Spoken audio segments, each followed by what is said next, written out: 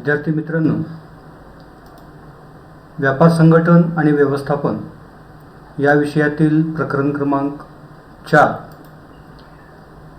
व्यावसायिक सेवा business services या घटकाविषयीची माहिती आज आपण घेणार आहोत. व्यावसायिक सेवा म्हणजे काय?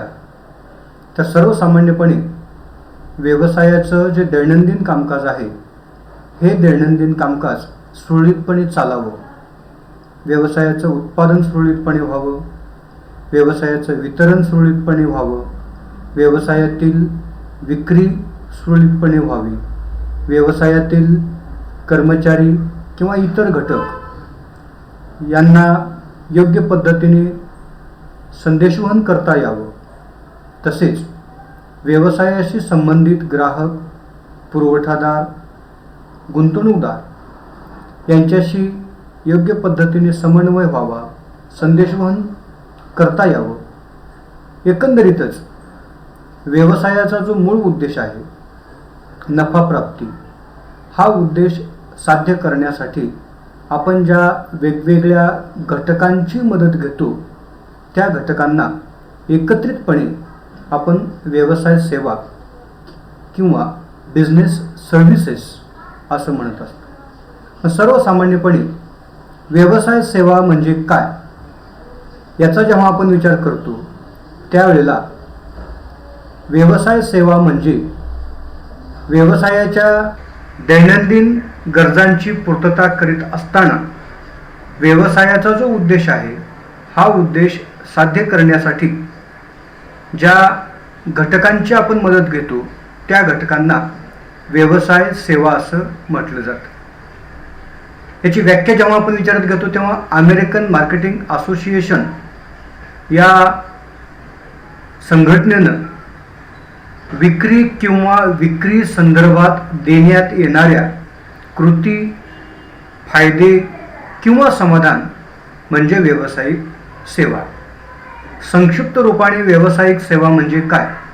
आपल्याला असं म्हणता येईल की व्यवसायाची उद्दिष्टे साध्य करण्यासाठी आपण ज्या ज्या घटकांची मदत घेतो त्या सर्व घटकांना आपण व्यावसायिक सेवा असं म्हणतो. त्यानंतर आपला विचार करायचा आहे की व्यावसायिक सेवेची वैशिष्ट्ये कोणती आहे. कारण व्यावसायिक सेवामध्ये प्रामुख्याने आपल्याला ज्या वेगवेगळ्या सेवांचा विचार करायचा आहे त्यांची उदाहरणं जर आपल्या समोर ठेवली तर व्यावसायिक सेवामध्ये बँकिंग सेवा आहे, विमा सेवा आहे, वाहतूक सेवा आहे, संदेशवहन सेवा आहे आणि साठवणूक किंवा गोदाम सेवा आहे. म्हणजे एकूण 5 प्रकारच्या व्यावसायिक सेवा आहेत.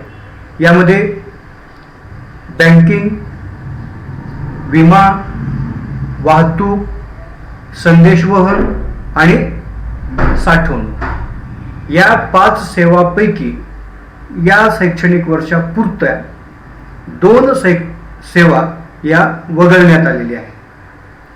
यामध्ये संदेशवहन सेवा एक वगळण्यात आलेली आहे आणि वाहतूक सेवा एक वगळण्यात आलेली आहे.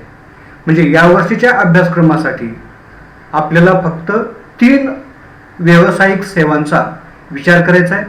त्यामध्ये बँकिंग व्यावसायिक सेवा, साठवणूक व्यावसायिक सेवा आणि विमा व्यावसायिक सेवा. मग या सेवांची आपण जी उदाहरणं विचारात घेतलेली आहे या सेवांच्या उदाहरणामध्ये बँक, विमा कंपनी किंवा साठवणूक यांचा जेव्हा आपण विचार करतो त्यावेळेला यांच्याकडे पाहिल्यानंतर एक सर्वसामान्यपणे आपल्याला या सेवांची वैशिष्ट्ये दिसून येतात. यामध्ये पहिलं वैशिष्ट्य आहे की अमूर्त स्वरूप. आता अमूर्त म्हणजे काय? जे मूर्त नाही ते, म्हणजे मूर्त म्हणजे ते दिसतं, अमूर्त म्हणजे जे दिसत नाही. मग व्यावसायिक सेवांचं पहिलं वैशिष्ट्य आहे की व्यावसायिक सेवा या अमूर्त आहेत, म्हणजे त्या दिसत नाहीत, आपण त्यांना स्पर्श करू शकत नाही, परंतु या व्यावसायिक सेवाचे जे परिणाम आहेत हे परिणाम मात्र आपल्याला जाणवतात. कुठलीही व्यावसायिक सेवा, आता आपण एखाद्या बँकेमध्ये गेलो, बँकिंग सेवा असं जेव्हा आपण म्हणतो त्यावेळेला आपण त्या बँकेकडून ज्या सेवा घेतल्या, समजा आपण आपल्या खात्यामध्ये पैसे टाकले, तर पैसे टाकल्याचे परिणाम आपल्याला दिसतील, म्हणजे आपल्या खिशातले पैसे जातील आणि ते पैसे आपल्या खात्यावर जमा होतील. परंतु आपल्या खिशातले पैसे खात्यावर कसे गेले हे आपल्याला दिसू शकतात का? दिसू शकत नाही. परंतु त्याचे परिणाम म्हणजे आपल्या खात्यावरील जमा शिल्लक ही वाढलेली दिसते. म्हणजे व्यावसायिक सेवा या अमूर्त स्वरूपामध्ये आहे. त्यानंतर व्यावसायिक सेवेचं दुसरं महत्त्वाचं वैशिष्ट्य की व्यावसायिक सेवा या अविभाज्य आहे. अविभाज्य म्हणजे ज्या वेगळ्या करता येत नाहीत. मग कोणापासून वेगळ्या करता येत नाहीत? सेवा देणारा आणि त्याची सेवा हे दोन्हीही घटक, ज्याला आपण प्रदाता आणि सेवा, जो सेवा देतो तो प्रदाता आणि सेवा, या गोष्टी आपल्याला वेगवेगळ्या करता येत नाहीत. म्हणजे प्रदाता आणि सेवा या एकच आहे. कुठलाही व्यक्ती, ग्राहक या सेवा प्रदात्यापासून म्हणजे सेवा देणाऱ्यापासून वेगळ्या करू शकत नाही. आपण जर उदाहरणार्थ विचारात घेतलं की समजा एखादा वाहन चालक आहे आणि आपण त्या वाहनामध्ये बसलो, मग त्या वाहन चालकाच्या वाहतुकीची जी सेवा आहे ही सेवा आपण त्याच्यापासून वेगळी करू शकतो का? वेगळी करू शकत नाही. म्हणून सेवा या जशा अमूर्त आहेत तशा त्या अविभाज्य आहेत. त्यानंतर सेवेचं तिसरं महत्त्वाचं वैशिष्ट्य की सेवामध्ये विसंगती हे वैशिष्ट्य आपल्याला दिसून येतं. विसंगती म्हणजे विविधता किंवा वेगळेपणा. आता विसंगती, विविधता किंवा वेगळेपणा म्हणजे काय? की सेवा देणारा व्यक्ती एकच आहे, परंतु तो ज्या वेगवेगळ्या ग्राहकांना सेवा देत असतो, या वेगवेगळ्या ग्राहकांना सेवेचं स्वरूप एकच आहे, परंतु प्रत्येक ग्राहकाला सेवेमध्ये विविधता तो आणतो. उदाहरणार्थ, बँकेचा एखादा कर्मचारी एखाद्या क्यूमध्ये थांबलेल्या ग्राहकाला ज्या पद्धतीनं सेवा देतो, त्याच पद्धतीची सेवा तो त्याच क्यू मधल्या दुसऱ्या ग्राहकाला देईल असं नाही. म्हणजे तो व्यवहार पूर्ण करेल. समजा खात्यावर दोन्ही ग्राहकाला पैसे टाकायचे, मग एखादा ग्राहक गेला, त्याने खात्यावर पैसे टाकले, त्याच्याशी त्या कर्मचाऱ्याचं जे वागणं आहे हे वागणं आणि त्याच्या नंतरच्या ग्राहकाशी त्या कर्मचाऱ्याचं वागणं हे एकसारखं नसू शकतं. दोघांचे व्यवहार एक असतील, परंतु दोघांशी त्याची जी वर्तणूक आहे ही वर्तणूक मात्र वेगवेगळी असते. जसं आपल्याला उदाहरण देता येईल की हॉटेलमध्ये आपण गेलो की हॉटेलमधला जो वेटर आहे, हा वेटर पहिल्यांदा आपण गेलो तो आपल्याला साहेब म्हणेल, सेवा दिली म्हणजे आपल्याला समाधान मिळेल अशी सेवा दिली. परंतु त्याच हॉटेलमध्ये आपणच गेलो आणि तोच वेटर आला, तर याच्या अगोदर त्या वेटरनं आपल्याला जी सेवा दिलेली आहे त्याच प्रकारची सेवा तो या वेळेला देऊ शकत नाही किंवा देण्याची शक्यता नसते. म्हणून सेवेमध्ये विविधता असते, एकजिनसीपणा नसतो. त्यानंतर सेवेचं महत्त्वाचं वैशिष्ट्य नाशवंतपणा. म्हणजे कुठलीही सेवा आपल्याला साठवून ठेवता येत नाही. तर सेवा कशा आहेत? नाशवंत आहेत. नाशवंत आहेत म्हणजे काय? की समजा वाहतुकीची आपण जर प्रक्रिया समजून घेतली, तर वाहतुकीच्या प्रक्रियेमध्ये समजा आपण एखाद्या बसमध्ये बसलो, त्या बसच्या प्रवाशांची क्षमता समजा 50 आहे आणि त्या बसमध्ये 30च पॅसेंजर बसलेले, प्रवासी बसलेले. मग या ज्या 20 पॅसेंजरची जी जागा आहे, ही जागा आपण दुसऱ्या फेरीला वापरू शकतो का? वापरू शकत नाही. म्हणजे एकदा बस सुरू झाली तर त्या बसमधली जितके प्रवासी आहेत तितक्यालाच ती बस घेऊन जाणार आहे. म्हणजे इतरांना घेऊन, म्हणजे जागा असली तरी ती जागा पुढच्या वेळेला बस वापरू शकत नाही. म्हणजे सेवा कशा आहेत? नाशवंत आहेत, त्या संचित करून ठेवता येत नाही. समजा बँकेतला एखादा अधिकारी आज सुट्टीवर आहे, मग तो आज जितकं काम करतो, समजा तो 200 ग्राहकांना सेवा देतो, उद्या आला तर तो आजच्या आणि उद्याच्या अशा 400 ग्राहकांना सेवा देऊ शकेल का? म्हणजे त्याची आजची जी सेवा आहे ही साठवून तो उद्या वापरू शकेल का? वापरू शकत नाही. म्हणून सेवा कशा आहेत? नाशवंत आहे. त्यानंतर सेवेचं महत्त्वाचं वैशिष्ट्य की सेवा या अहस्तांतरणीय आहे, म्हणजे त्या हस्तांतरणीय नाही. म्हणजेच सेवा देणारा जो व्यावसायिक आहे, हा व्यावसायिक जी सेवा देतो त्याचा फक्त तो फायदा ग्राहकांना करून देत असतो. तो आपल्याकडील सेवा तो इतरांना हस्तांतरित करू शकत नाही. पुन्हा आपण तेच उदाहरण घेऊ की समजा एखादा डॉक्टर आहे की डॉक्टर जी सेवा देतो, रुग्णांची तपासणी करणं, त्यांना योग्य तो उपचार करणं, ही जी सेवा आहे, ही सेवा पुन्हा पुन्हा आपल्याकडे पेशंट येऊ नये, ही घेऊन जा एकदा सेवा आणि तुमचं तुम्ही घरी त्याचा वापर करा, असं म्हणता येईल का? म्हणता येत नाही. म्हणून सेवा कशा आहेत? त्या अहस्तांतरणीय आहेत. त्याचा फक्त ग्राहक मोबदला देऊन फायदा घेऊ शकतो, त्याची मालकी प्राप्त करू शकत नाही. त्यानंतरचं सेवेचं वैशिष्ट्य आहे ग्राहकांचा सहभाग. आणि हे व्यावसायिक सेवेचं शेवटचं वैशिष्ट्य आहे. कुठलीही सेवा ग्राहकांच्या सहभागाशिवाय यशस्वी होऊ शकत नाही. म्हणून प्रत्येक व्यावसायिकाचं किंवा व्यावसायिक सेवेचं हे वैशिष्ट्य आहे की कुठलीही सेवा ग्राहकाच्या प्रतिसादाशिवाय, ग्राहकाच्या सहभागाशिवाय आपल्याला वापरता येत नाही. म्हणजे जोपर्यंत त्या सेवेचा लाभ घेण्यासाठी ग्राहक आपल्यापर्यंत येत नाही तोपर्यंत ती सेवा आपल्याकडे असून काय फायदा नाही. म्हणजे आपल्याला पुन्हा उदाहरण घेता येईल ॲटो चालकाचं, की ॲटो चालक तयार आहे, त्याच्याकडे ॲटो आहे, परंतु या ॲटो चालकाला, त्या ॲटोला कधी अर्थप्राप्त होईल? या दोघांचाही उद्देश साध्य कधी होईल? जोपर्यंत त्या ॲटोमध्ये प्रवासी येत नाहीत तोपर्यंत त्यांचा उद्देश साध्य होणार नाही.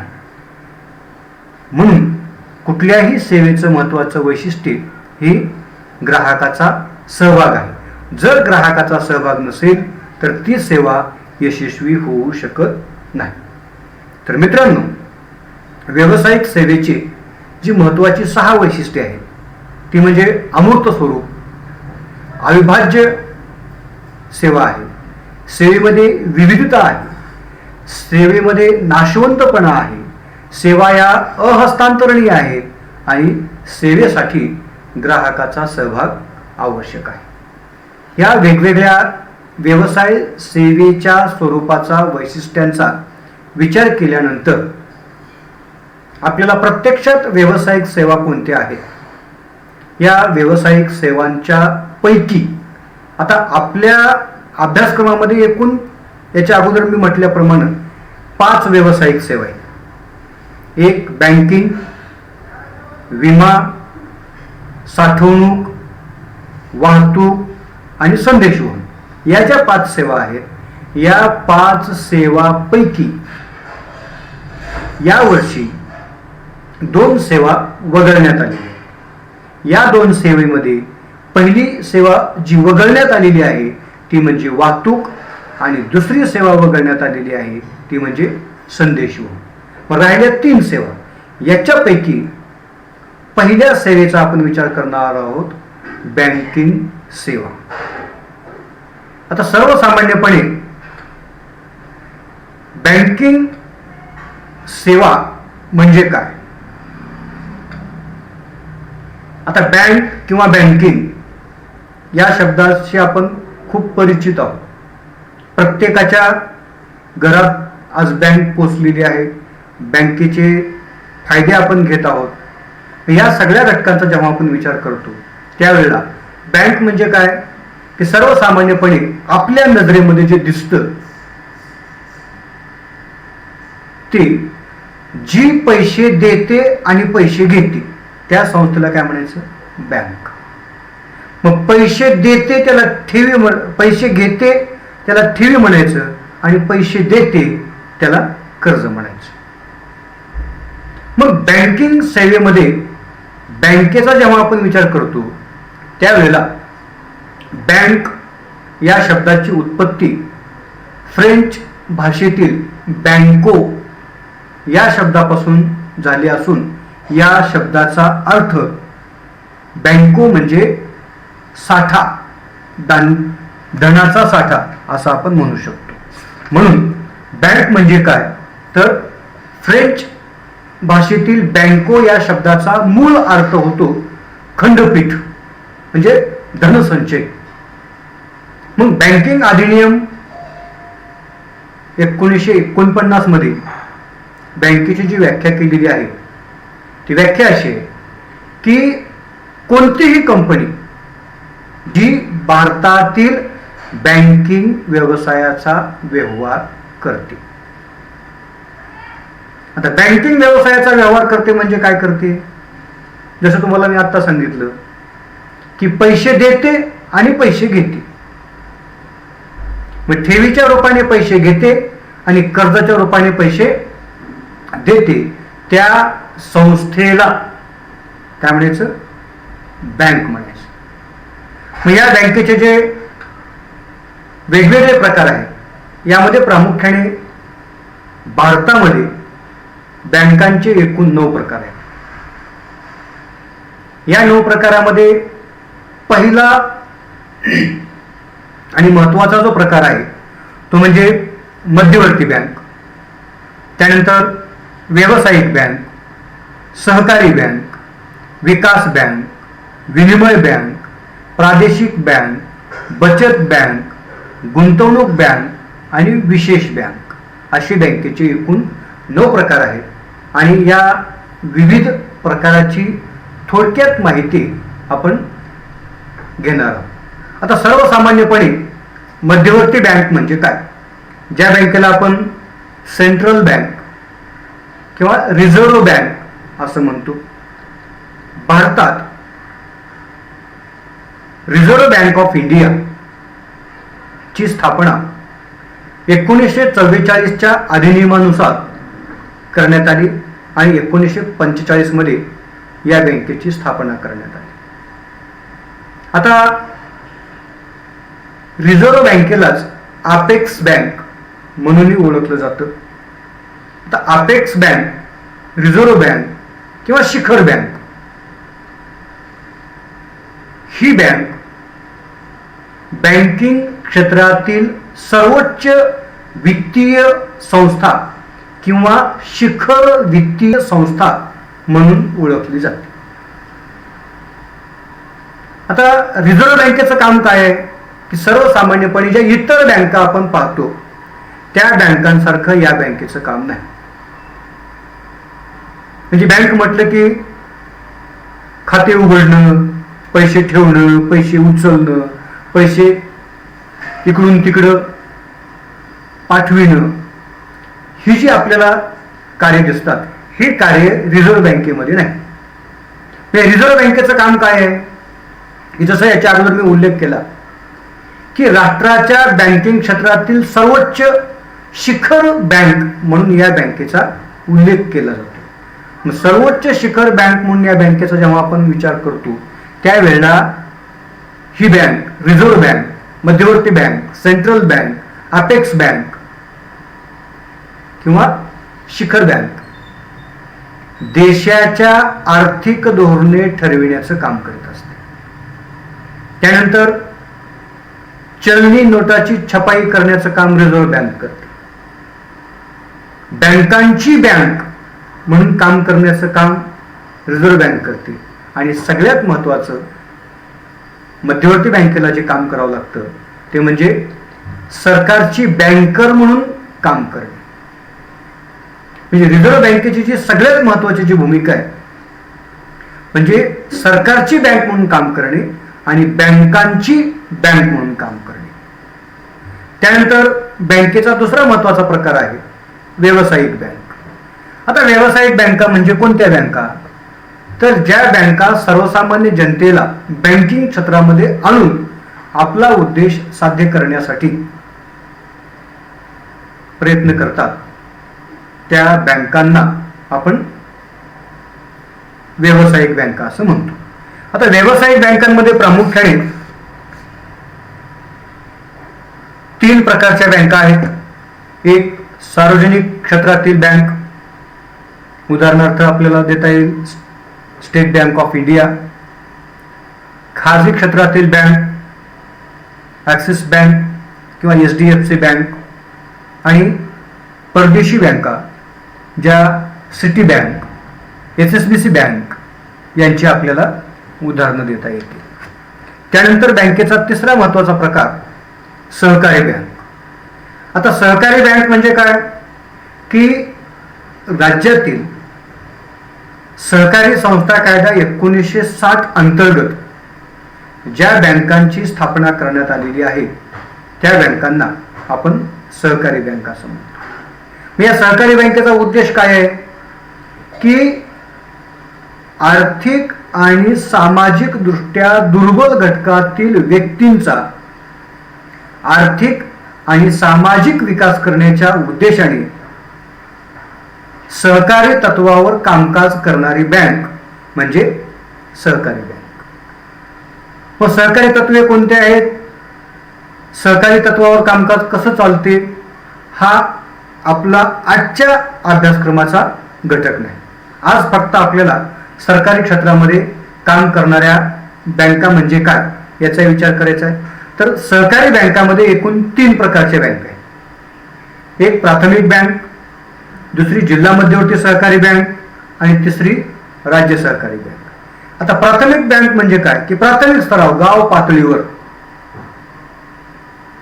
सर्वसामान्य नागरिकांनी एकत्र येऊन सहकारी तत्वावर स्थापन केलेल्या बँकेला प्राथमिक बँक असं म्हणतात. प्राथमिक सहकारी पतपुरवठा संस्था किंवा प्राथमिक सहकारी बँक. आता या बँकांचे सदस्य ही सर्वसामान्य जनता आहे. त्यानंतर दुसरी बँक जिल्हा मध्यवर्ती सहकारी बँक किंवा DCC bank, district central cooperative bank. म्हणजे जिल्ह्यातील सहकारी चळवळीचं नेतृत्व करणारी बँक म्हणून या बँकेकडे पाहिलं जातं. या बँकेच्या सदस्य हे जिल्ह्यातील प्राथमिक पतपुरवठा सहकारी संस्था असतात. त्यानंतर सहकारी क्षेत्रातील सर्वोच्च बँक म्हणजे राज्य सहकारी बँक, जी राज्यातली सहकारी क्षेत्रातली सर्वोच्च बँक आहे. म्हणजे यामध्ये आपला गोंधळ निर्माण होऊ शकतो की याच्या अगोदर आपण मध्यवर्ती बँकेला सुद्धा शिखर बँक म्हटलेलं आहे, सर्वोच्च बँक म्हटलेलं आहे. आणि आता आपण राज्य सहकारी बँकेला सुद्धा सर्वोच्च बँक, शिखर बँक म्हणतो आहोत. परंतु राज्य सहकारी बँक ही राज्यातील सहकारी क्षेत्राची सर्वोच्च बँक आहे. म्हणजे राज्यात सहकारी क्षेत्रामध्ये राज्य स्तरावर राज्य सहकारी बँक ही एकमेव असेल जिला आपण शिखर बँक किंवा सर्वोच्च बँक असं म्हणतो. त्यानंतरच्या बँकेचा प्रकार म्हणजे औद्योगिक विकास बँक. आता या बँकेच्या नावावरूनच आपल्याला कळतं की ही बँक औद्योगिक विकासाच्या उद्देशाने स्थापन करण्यात आलेली आहे. सर्वसामान्यपणे औद्योगिक क्षेत्रातील ज्या वित्तीय समस्या आहेत, भांडवलाच्या अडचणी आहेत, या अडचणी सोडविण्यासाठी या औद्योगिक विकास बँकांची स्थापना करण्यात आलेली आहे. या औद्योगिक विकास बँकांमध्ये आधुनिकीकरण, व्यवसायाचा विस्तार आणि व्यावसायिकांना भांडवल उभारणी करण्याच्या दृष्टीने कर्जरोखे आणि बंधपत्र बॉन्ड्स विक्रीस सहकार्य करण्याचं काम ही बँक करत असते.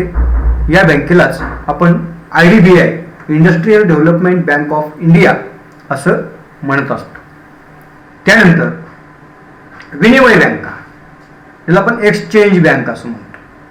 आता एक्सचेंज बँक याचा जेव्हा आपण विचार करतो त्यावेळेला विनिमय बँक किंवा एक्सचेंज बँक ही बँक प्रामुख्याने आंतरराष्ट्रीय चलन आणि आंतरराष्ट्रीय व्यापार या व्यवहाराशी संबंधित असलेली बँक आहे. जेव्हा राष्ट्राला परकीय चलनाची गरज भासते त्यावेळेला आयातीच्या दृष्टिकोनातून परकीय चलन उपलब्ध करून देण्यासाठी विनिमय बँका महत्त्वपूर्ण भूमिका बजावत असतात.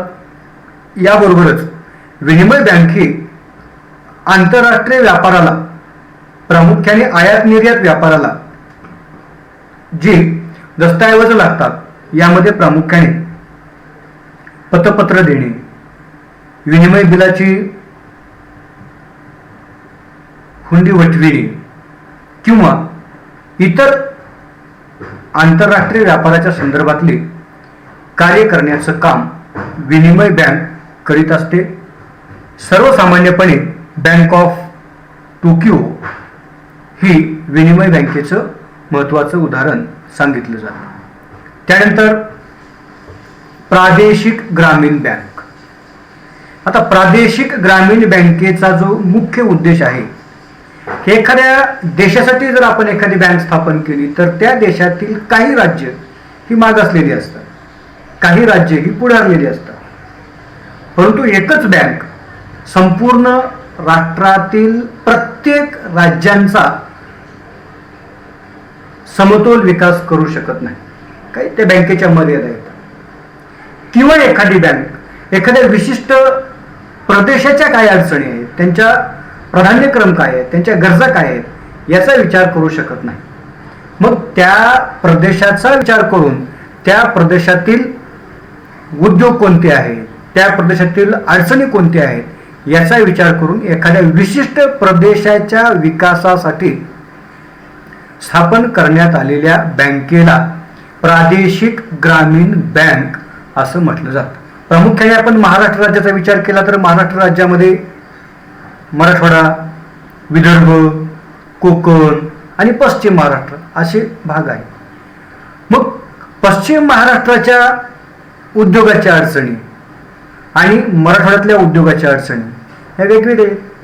राज्यस्तरावर जर आपण एकच बँक या उद्योगाला अर्थसहाय्य करेल असं निश्चित केलं तर पश्चिम महाराष्ट्रामध्ये भांडवलाची गरज आणि मराठवाड्यामध्ये भांडवलाची गरज या दोन्ही बाबी वेगवेगळे.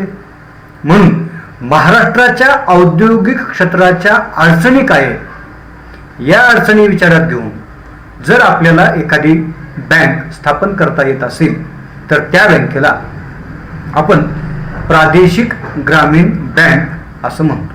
आता प्रादेशिक ग्रामीण बँकेचं स्वरूप काय आहे की या प्रादेशिक ग्रामीण बँकेच्या भांडवलामध्ये 50% वाटा हा केंद्र सरकारचा असेल, 15% वाटा हा राज्य सरकारचा असेल आणि 35% वाटा ती प्रादेशिक ग्रामीण बँक प्रायोजित केलेल्या बँकेचा असेल. म्हणजे केंद्र शासन 50%, राज्य शासन 15% आणि प्रायोजित बँक 35% असं भांडवल गोळा करून ही बँक एखाद्या विशिष्ट प्रदेशाच्या विकासासाठी, एखाद्या विशिष्ट विभागाच्या विकासासाठी स्थापन केली जाते. यामध्ये प्रामुख्याने आपल्याला मराठवाडा ग्रामीण बँकेचं उदाहरण देता येईल. म्हणजे ही बँक मराठवाड्यातील आर्थिक विकासाच्या दृष्टीने मराठवाड्याच्या जनतेला बँकिंग क्षेत्रामध्ये सहभागी करून घेण्याच्या दृष्टीने कार्यरत असल्याचं दिसून येतं. त्यानंतरचा बँकेचा प्रकार आहे बचत बँक. तर सर्वसामान्यपणे बचत बँक म्हणजे काय, या बँकेच्या नावातच आपल्याला दिसतं की बँकेचा उद्देश हा सर्वसामान्य जनतेला बचतीची सवय लावणे आहे. मग सर्वसामान्य जनतेला बचतीची सवय लावायची असेल तर बँक सर्वसामान्यांपर्यंत पोहोचून त्यांना बचतीचं महत्त्व समजावून सांगून त्यांचं जे उत्पन्न आहे त्या उत्पन्नातील काही भाग दैनंदिन कशी बचत करता येईल या दृष्टीनं या बँका प्रोत्साहन देण्याचं काम करतात. यामध्ये महाराष्ट्रात अग्रेसर असलेली बचत बँक म्हणजे टपाल बचत बँकेचा उल्लेख करता येईल. त्यानंतरचा बँकेचा प्रकार आहे म्हणजे गुंतवणूक बँक. आता गुंतवणूक बँक म्हणजे जी बँक गुंतवणुकीविषयीचा सल्ला देण्याचं काम करते. म्हणजे प्रत्यक्षात ही बँक आर्थिक व्यवहार करीत नाही, परंतु आपल्या खातेदारांना गुंतवणुकीविषयी सल्ला आणि मार्गदर्शन करण्याचं काम करते. याशिवाय या बँकेचं दुसरं महत्त्वाचं काम म्हणजे ज्या संघटना आहेत, संस्था आहेत, ज्या संघटना किंवा संस्था या गुंतवणुकीविषयी सर्वसामान्य जनतेला प्रोत्साहन देतात तर त्यांना सुद्धा मार्गदर्शन करण्याचं काम या गुंतवणूक बँका करीत असतात. याशिवाय गुंतवणुकीचे जे वेगवेगळे क्षेत्र आहेत, कोणत्या क्षेत्रामध्ये गुंतवणूक करावी, त्याचा परतावा किती असेल, कोणत्या क्षेत्रामध्ये गुंतवणूक केल्यानंतर अधिक जोखीम आहे किंवा गुंतवणूक केलेली रक्कम कोणत्या कालावधीमध्ये विड्रॉल करावी या संबंधीचं मार्गदर्शन या गुंतवणूक बँका करत असतात. या बँकांचा सर्वसामान्य जनतेशी प्रत्यक्ष संबंध नसतो, तर संस्थात्मक संबंधातून या बँका सर्वसामान्य जनतेला सेवा देत असतात. त्यानंतर बँकेच्या प्रकारातील शेवटचा प्रकार विशिष्ट बँका म्हणजे एखाद्या विशिष्ट उद्देशाने स्थापन करण्यात आलेल्या बँकांना आपण विशिष्ट बँका असं म्हणतो. यामध्ये एकूण 3 प्रकार आहेत. 1 निर्यात बँक, 2 लघु उद्योग विकास बँक आणि 3 राष्ट्रीय कृषी व ग्रामीण विकास बँक. आता या विशिष्ट बँकामध्ये जे पहिलं उदाहरण आहे, आता विशिष्ट बँक म्हणजे काय की जी बँक एखाद्या विशिष्ट उद्देशासाठी स्थापन झालेली आहे त्या बँकेला काय म्हणायचं, विशिष्ट बँक. विशिष्ट बँकेमध्ये निर्यात बँक, त्या बँकेचं काम ठरलेलं निर्याती संदर्भात काम करणे.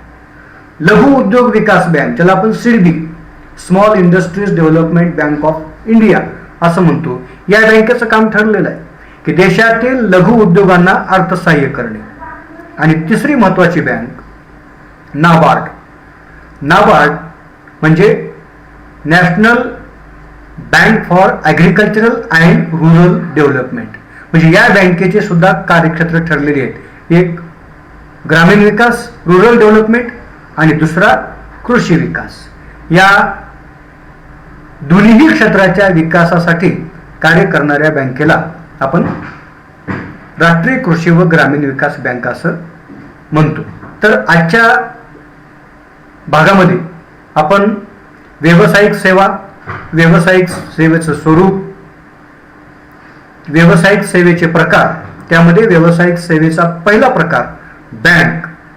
बँक म्हणजे बँकिंग अधिनियम कायदा 1949 अंतर्गत भारतातील बँकिंगच्या व्यवसायाचा व्यवहार करणारी संस्था. बँकेचे एकूण प्रकार 9. मध्यवर्ती बँक, व्यावसायिक बँक, सहकारी बँक, औद्योगिक विकास बँक, विनिमय बँक, प्रादेशिक बँक, बचत बँक आणि विशिष्ट बँक या वेगवेगळ्या 9 प्रकारांचा विचार केलेला आहे. बाकीचा भाग आपण नंतर विचारात घेऊयात. धन्यवाद.